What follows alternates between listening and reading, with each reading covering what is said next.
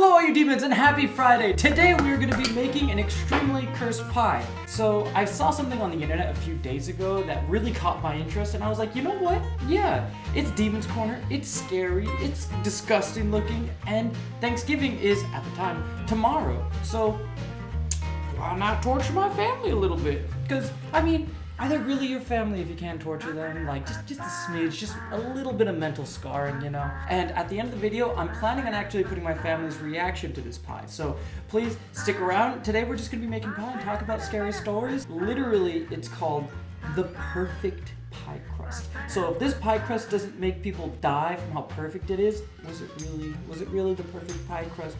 Martha Stewart. All right, so put the we got all of our things right here. How much flour do we need? 1.5, 2. Okay, so we need 2.5 cups of all-purpose flour. Oh shoot, that's 1/3 cup. All right, kids. Now, if we're only having 1/3 cup and we need to put 2.5 cups, how many do we put in there? Good! I used to be a baker at this place, yeah, I could say it. It's a tiny place called Disgustingly Delicious. I know the name is very but I promise you, some of their stuff was really good. I got bagels like almost every day. It was so bomb. But as I worked there, I learned like a lot of things about baking, and honestly, I wouldn't change it for the world. I got to be a barista there too. Oh god, my phone's gonna die a flowery death. We need 1 teaspoon salt and 1 teaspoon sugar, so a teaspoon.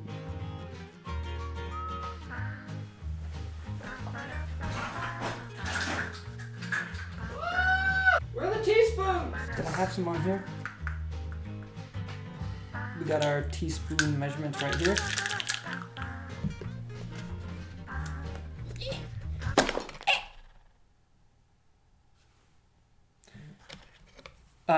Come on, give me some sugar.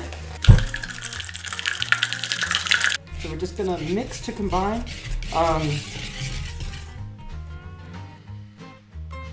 Why was that wet? Am I just becoming a cooking channel? Like the last one I did was like a drink, now it's like a cooking channel. You know what? That's it. I quit all Demon's Corner scary content. We're becoming a cooking channel. I'm coming for you, Martha Stewart. If this pie crust isn't perfect, I'm gonna perfect that recipe. Cut a stick of butter into 8 pieces and refrigerate. All right, so fair enough. 1, 2, 3, 4, 5. Oh god, I didn't even care to take the wrapper off because I was just like, you know what? This butter knife should cut through butter properly, right? Oh, getting the papery remnant. I apologize ahead of time. If one of my family members gets a little bit of a teaspoon measurement of butter inside their pie, I'm sorry, okay? There was nothing I could have done. It just was a freak accident, even though I totally could have prevented this, but I'm just gonna say it was. Oh, the butter is horrible to the skin. Chicken grease and butter is like reverse acne cleansing serum. It gives you the acne. Step 2, add the chilled butter using a pastry blender. We don't have a pastry blender, so good thing my mom taught me how to do it with 2 knives. Now, it is a very lengthy process, so while I'm doing this, why don't we give Mom a call and see if she's got any scary stories? Hey, kiddo. Hi, Mom. How do you flip this now? Oh god, I feel like a boomer. How do I flip the phone now? I'm making the secret thing that I told you about, but I wanted to know if you wanted to share any spooky stories or anything like that, because I'm at the part that you taught me on how to do it with the 2 knives, where you just like... Oh yeah, dude! Hey, if you can do it with 2 butter knives, then you can do anything, right? When you get a food processor, you'll, like, it's a luxury. I'm not even gonna use it, just to prove that I can make pie crust by hand. I'm not gonna use a food processor, I'm just gonna like... I'll talk to you in 10 years. The biggest pieces you want are the pea size. What happens if it's not? Does somebody just get a huge glob of butter in their pie? Yeah! And then after I do that, then I add the ice water. Yes. Gotcha. See, Martha Stewart wouldn't tell me that. I do want to go to, I think it's called Brookdale Lodge. What's Brookdale? I think that's what it's called.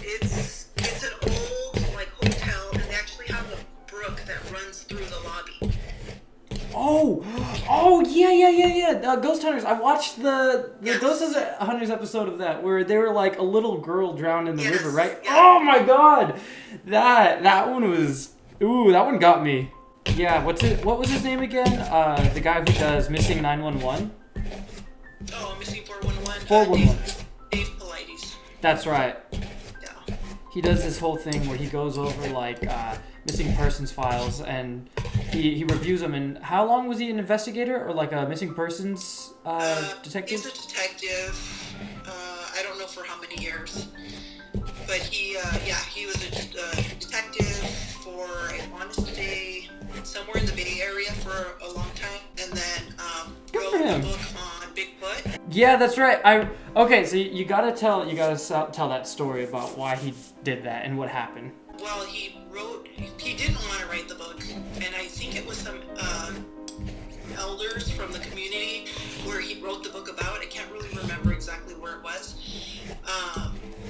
And they came to him and wanted him to investigate sightings, and he declined because he knows that Bigfoot is a definite career killer. Yeah. So he declined it, and then they came back to him and asked him to do it again and offered him, I guess a sweet gig to do it and all the resources he needed to get it done. And so with that, he went in and investigated it, and then I guess found like Bigfoot DNA, and then had it all analyzed, and I think it came back as like a human female and then unknown male or something. So it was like weird. It was like a DNA that they've never found, but he wrote a book about it, I guess. I haven't read it, but supposedly it's really good. And he's 100% convinced that Bigfoot does exist. Didn't he say he didn't even believe it either? Because he's based on like evidence and facts and stuff. So with what he found, he's pretty confident that it exists. And then he went to the elders, like native elders, and they gave him all the information too. So, I mean, you have to take that into account, that they've been dealing with it longer than anybody else has, Yeah. And I think the book's called like it's called the Hoopa Project. Oh, yeah, that's right. I remember. I'd highly suggest checking them out, guys. If you have the chance, go check out Missing 411 by Dave Pilates. Really good. Yeah. You know who else is really cool to check out too? Who? If you want to plug YouTube channels, Steve Isdall. It's called How to Hunt YouTube channel, and I think he has a website called howtohunt.com. And he's actually, I've been watching his previous videos, so I'm not on his most recent. I'm about a year back, but he's actually a guide, a hunter, and he's a guide up in British Columbia, and he's 100% convinced that Bigfoot is real, and that they're not an ape, they're a species of like human. Ooh. Because they've had so many sightings where they actually see it, and it looks like a human with hair. What he does is he is trying to let everyone know that they exist and that they are out there, and then to inform people so that they're better prepared when they go out into the wild, so that they don't run into these things and get terrified. They actually know that it's a possibility that they'll see them. Wow. He's pretty credible because he's a hunter and a guide. Like, the guy's out there all the time. Yeah. So, like, who are you gonna believe? The guy that's sitting behind his computer, or the guy that's actually out there in the woods? I remember being like, oh yeah, that's ridiculous. I remember not really thinking that Bigfoot would even be plausible. But then, like, the more and more things that are coming up, I'm just like, maybe. Like, if I walked out there into the forest and I saw something like that, I think I would be like, well, shit, okay. Like, I wouldn't even. You probably wouldn't do that. You'd probably poop your pants. Well, that first, of course, but I'm saying, of course, after the fact. I mean, I really feel like they're there, but I don't think they mean to hurt humans. I think they're just trying to defend their territory. My biggest thing, though, is like the fact that there's been so little involvement aside from just random people going in and being like, I'm hunting for Bigfoot, and then like they put all these TV shows out where it's like a bunch of hicks that are like, where are you, Bigfoot? And it's like, of course it makes it look like a ridiculous sort of like endeavor. Yeah. And I'm just curious as to why people haven't given it more attention to be like, all right, let's take this seriously and let's actually look out. For example, Katie, when she went to Katie's my sister, by the way, when she went to that Airbnb, and the guy was like, yeah, I'm just some random dude who happens to know a lot about Bigfoot, saw Bigfoot, has Bigfoot evidence. And then like the next day his house was raided and he's like, I don't know what happened to that evidence. Yeah, that's crazy. Yeah, true story, by the way. But yeah, let's move on to the mirrored men. So those guys, how did they look again? I legitimately forgot. I think the description is pretty much, I think it's 2 or 3. I want to say it's mirrored, so it could be 2 or 3 men, and they're all in unison, all wearing the same type of clothing, and so when they move, like, they all kind of move in the same motion, and so that's why they call them the mirror. Hence the name, yeah. Right. So people have said that they've actually seen this, like, in the forest, and that they watch it and they're like thinking like, wow, what's that? That's weird. What are they doing? Are they dancing? And then when they acknowledge that they see it, these things know that they know they're being watched. And they actually turn, and even though these people aren't within sight, they turn and look. Yeah. Oh my god, that's so bad. Once they make eye contact, they wake up and it's like hours later. Kind of like the glitch in the Matrix one I did, but like a little more different. That last story legitimately creeped me out. If you guys haven't seen it, please go give it a watch. I'll put a little note here somewhere where it'll pop up. But there's this story where these two people were like having fun at night. It was like a dude and his girlfriend, and they were just chilling out, talking, watching TV. And then they said they heard something, and that's the last thing they remember. And then he woke up in bed, and then she woke up at the edge of the bed, like shaking, and both of them were just stark naked. And they're just like, what happened? I just remember reading that story, being at my college that's like super creepy at night, doing the video, stopping it, and just being like, oh, I need to go watch some Disney movies. Like, it legitimately freaked me out. Really quick, is this good now? So I can... Yeah, okay, stop. So you don't want to work the dough too much because you don't want to melt the butter. So what you're doing as far as dicing it, you're okay. Look at your face like, damn, I've been working this dough. I really have. What you'll do is you'll put it in saran wrap now. I hope you have saran wrap. Oh, come on, those are must-haves, man.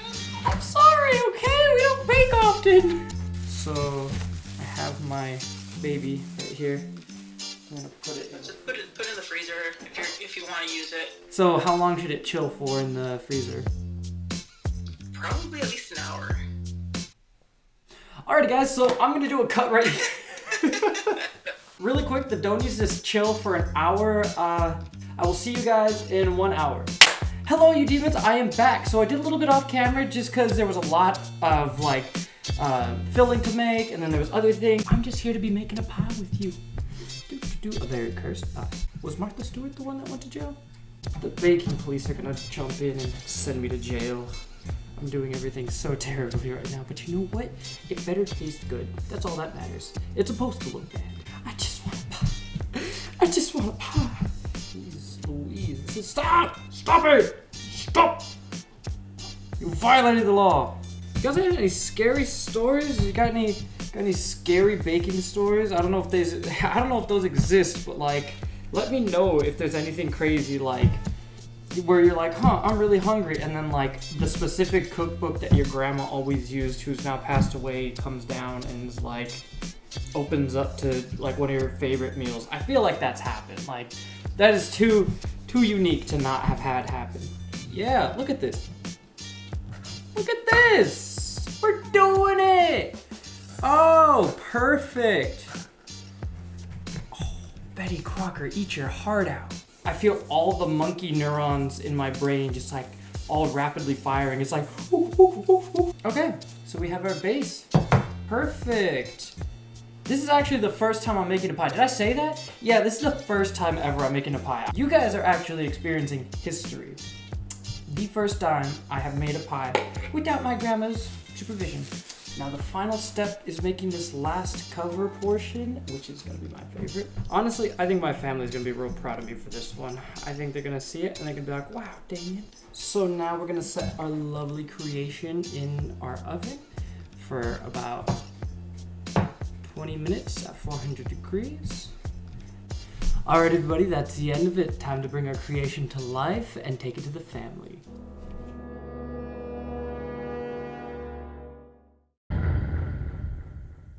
Go for it. Not from that way. You're gonna flip the pie over.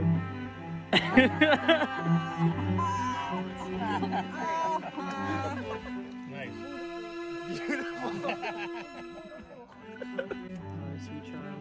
It's time to rest. Time to